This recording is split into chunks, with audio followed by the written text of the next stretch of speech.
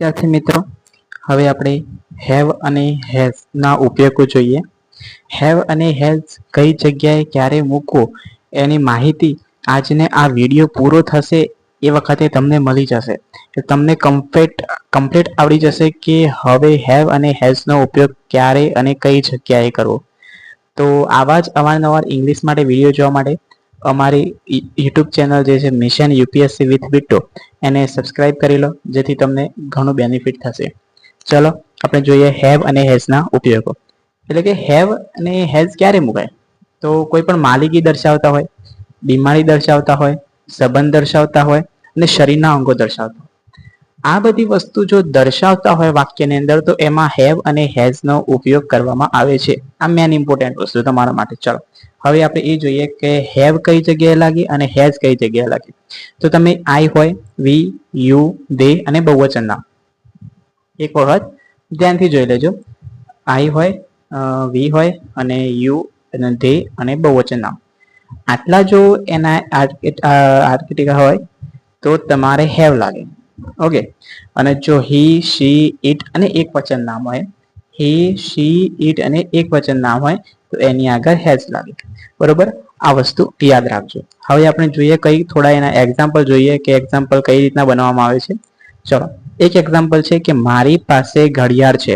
આપણે એક વસ્તુ જોયા આગળ કે માલિકી દર્શાવતા હોય ને તો હેવ અને હેઝ નો ઉપયોગ કરવામાં આવે છે. આપણે આગળ જોયું તો મારી પાસે ઘડિયાળ છે એટલે કે મારી પાસે છે એટલે એનો માલિક કોણ થયો? હું થયો. બરોબર, એટલે હું માલિક છું ઘડિયાળનો. તો એવી રીતના ઉપયોગ કરવામાં આવે કે I have a watch. Have a watch એટલે કે મારી પાસે ઘડિયાળ છે. માલિકી દર્શાવતું થઈ ગયું. બરોબર. હવે આપણે જોઈએ કે we have money. We have money એટલે મારી પાસે પૈસા છે. શું થયું? વી હેવ મની એટલે મારી પાસે પૈસા છે. શી હેઝ અ મોબાઈલ એટલે કે તેની પાસે મોબાઈલ છે. એ જ રીતના તમે કોઈ પણ વસ્તુ હોય, નામ હોય, બરોબર, એ રીતના તમે બનાવી શકો છો. હવે આપણે થોડાક એના જોઈ લઈએ કે તાવ, ફીવર, બરોબર, દુખાવો એટલે કે એચ, એક પેટ એટલે કે સ્ટમક, પેઇન એટલે દુખાવો. આ થોડા ઘણા તમે એના જે પ્રશ્નો છે, બરોબર, કે જે તમે ઇંગ્લિશમાં જે કહેતા હોય એને ગુજરાતીમાં કહેતા હોય, પણ આપણે ઇંગ્લિશમાં કહીએ તો થોડાક એના એક્ઝામ્પલ માટે તૈયાર કરી લઈએ કે તાવ એટલે કે FEVER, ફીવર એટલે તાવ આવો. એક એટલે દુખાવો, EACHE, એક એટલે દુખાવો. સ્ટમક, STOMACH, સ્ટમક એટલે પેટ. અને પેઇન, PAIN, પેઇન એટલે દુખાવો. બરોબર, આ તમે થોડા એના એક્ઝામ્પલ તૈયાર કરી લો જેથી તમને આગળ કોઈ પણ વાક્ય બનાવવામાં સરળતા રહે. ચલો હવે જોઈએ આઈ હેવ અ ફીવર. આપણે જોયું કે કોઈ પણ બીમારી દર્શાવતા હોય, માલિકી દર્શાવતા હોય, સંબંધ દર્શાવતા હોય કે શરીરના કોઈ પણ અંગો દર્શાવતા હોય, એના માટે આપણે હેવ અને હેઝ નો ઉપયોગ કરીએ છીએ. બરોબર, તો એ જ રીતના તો આઈ હેવ અ ફીવર એટલે કે મને પેટમાં મને તાવ આવ્યો છે. બીજો પ્રશ્ન છે I have a stomach H એટલે કે મને પેટમાં દુખે અને છે. બરાબર, અને ત્રીજો પ્રશ્ન છે I have pain in my hand, મારા હાથમાં દુખાવો છે. બરાબર, આવા જ તમે આવી રીતના એક્ઝામ્પલ બનાવવા છે, પણ તમને આવડવું જોઈએ કે ફીવર એટલે તાવ કહેવાય. ફીવર એટલે તાવ આવ્યો છે. એક એટલે દુખાવો, સ્ટમક એટલે પેટ, પેઇન એટલે દુખાવો. એ બધું જ તમને સ્પેલિંગ એના આવડતા હોવા જોઈએ. તો જ તમે આગળ અવારનવાર આવા એક્ઝામ્પલ છે, આવા વાતચીત છે, બધું કરી શકશો.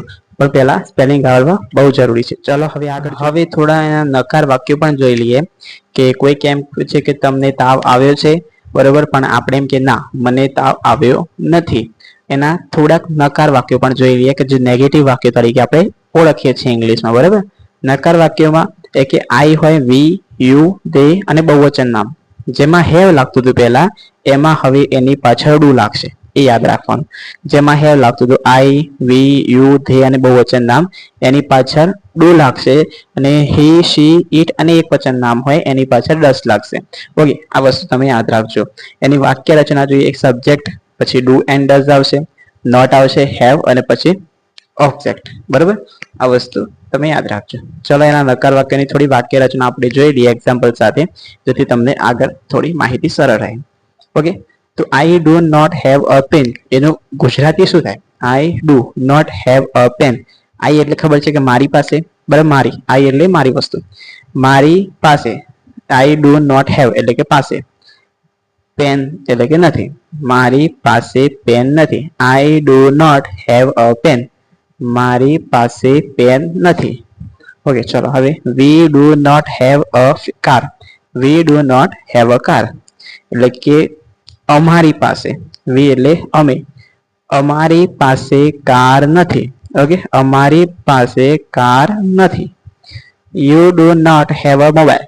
You do not have a mobile એટલે કે તમારી પાસે મોબાઈલ નથી. I do not have a money એટલે કે અમારી પાસે પૈસા નથી. I do not have a camera એટલે કે મારી પાસે કેમેરો નથી. એટલે આ જ રીતના તમે કોઈ પણ વાક્ય બનાવો. I do not have a એટલી વસ્તુ સેમ રહેશે. પાછળની જે તમે ઓબ્જેક્ટ છે એ બદલી શકો છો. કેમેરો છે, મોબાઈલ છે, ચોપડી છે, પાણીની બોટલ છે, બરાબર, કોઈ પણ ઘર વસ્તુ, ખુરશી છે, પલંગ છે, ટીવી છે, આ બધી જ તમે આ રીતના બદલીને વાક્યો બનાવો તો પછી તમને પાછળથી બોલવામાં અને ફરીથી પ્રેક્ટિસ કરવામાં સફળતા અને સરળતા રહેશે. ઓકે, ચાલો આગળ જોઈએ થોડું. તેની પાસે કાર નથી એને આપણે ઇંગ્લિશમાં લખવું તો કેવી રીતના લખાય કે she does not have a car. Okay, she does not have a car. કેમ? હવે અહીંયા ડઝ કેમ લાગ્યું? અહીંયા ડુ લાગતું તો આગળ, પણ અહીંયા ડઝ લાગ્યું. કેમ? આપણે જોયું કે હી, શી, ઇટ અને એક વચન નામ હોય તો એની પાછળ ડઝ લાગે, અને આઈ, વી, યુ, ધે અને બહુવચન નામ હોય તો એની પાછળ ડુ લાગે. ઓકે, તો તેની પાસે કાર નથી એટલે કે she does not have a car. હવે જોઈએ I do not have a brain ache. Brain એટલે મગજ. બ્રેન એટલે મગજ કે માથું. એચ એટલે દુખાવો. આઈ ડુ નોટ મને માથામાં દુખતું નથી કે મને મગજ દુખતું નથી.